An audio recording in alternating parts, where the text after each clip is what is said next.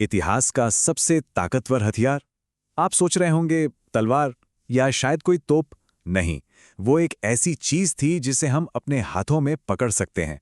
आज हम यही जानेंगे कि कैसे एक मामूली सी दिखने वाली मशीन ने दुनिया को किसी भी राजा या साम्राज्य से कहीं ज्यादा बदल के रख दिया। जरा एक ऐसी दुनिया के बारे में सोचिए जहां सन्नाटा था, शांत।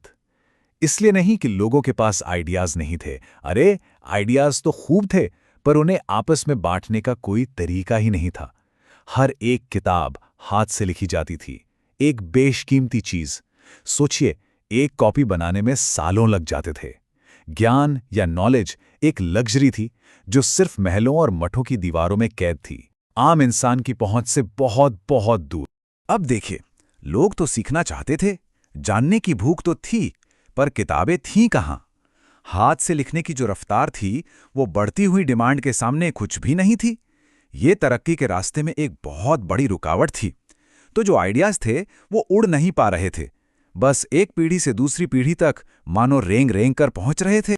लेकिन यहां एक मजेदार ट्विस्ट है। ये जो क्रांति हुई ना, इसकी चिंगारी यूरोप में नहीं, कहीं और जली थी। इसकी जड़ें खोजने के लिए हमें एक लंबा सफर तय करना होगा, पूरब की ओर, उस पुराने रास्ते पर जहां से सिर्फ सामान ही नहीं बल्कि आइडियाज भी सदियों से सफर कर रहे थे।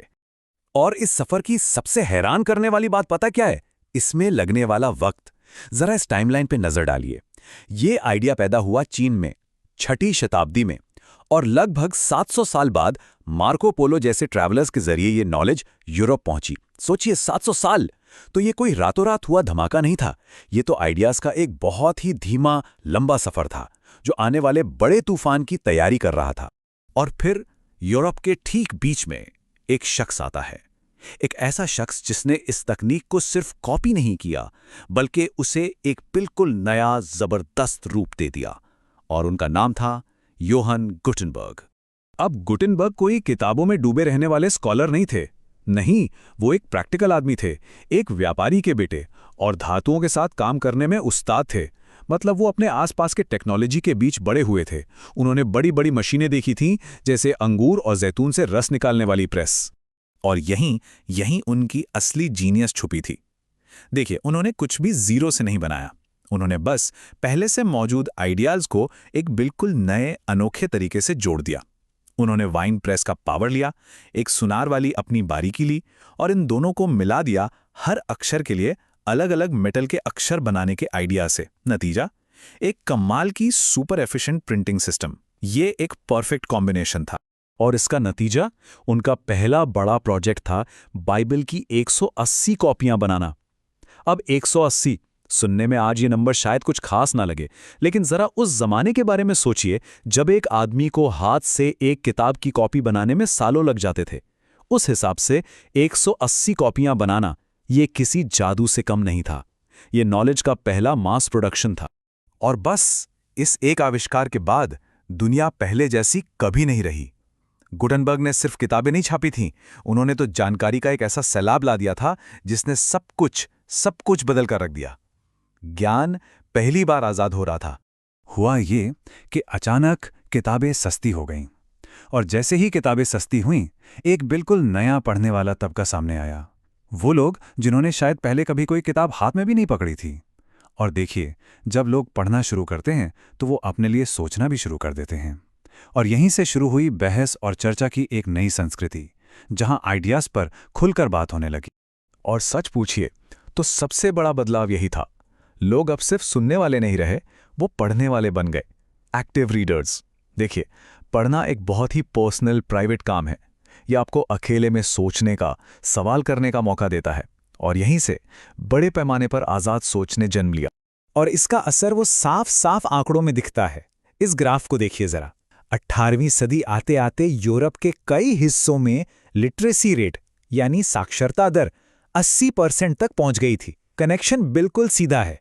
ज्यादा किताबें मतलब ज्यादा लोग पढ़ना सीख रहे थे। और मजे की बात तो यह है कि इसका फायदा उन लोगों को भी हुआ जो पढ़ना नहीं जानते थे। कैसे?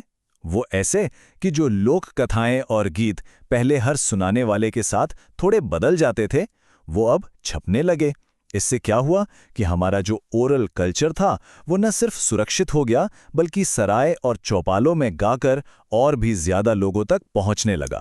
लेकिन एक बात है, जब आइडियाज इतनी आज़ादी से फैलने लगें तो वो सत्ता में बैठे लोगों के लिए खतरा भी बन जाते हैं।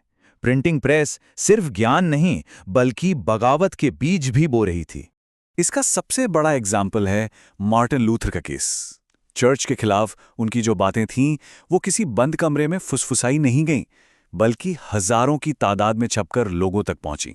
एक तरह से कह सकते हैं कि प्रिंटिंग प्रेस उस रेफॉर्मेशन मूवमेंट का वायरल इंजन बन गया था।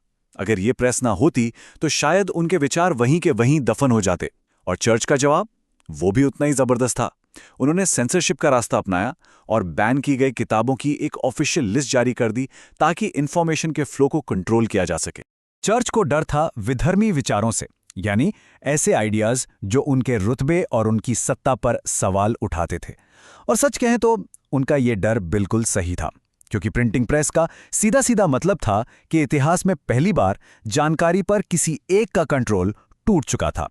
अब सत्ता ये तय नहीं कर सकती थी कि लोग क्या पढ़ेंगे, और इसलिए ये भी तय नहीं कर सकती थी कि लोग क्या सोचेंगे।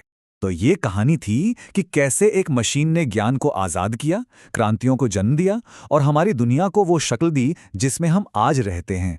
और ये कहानी हमें आज एक बहुत ज़रूरी सवाल पर लाकर खड़ा करती है।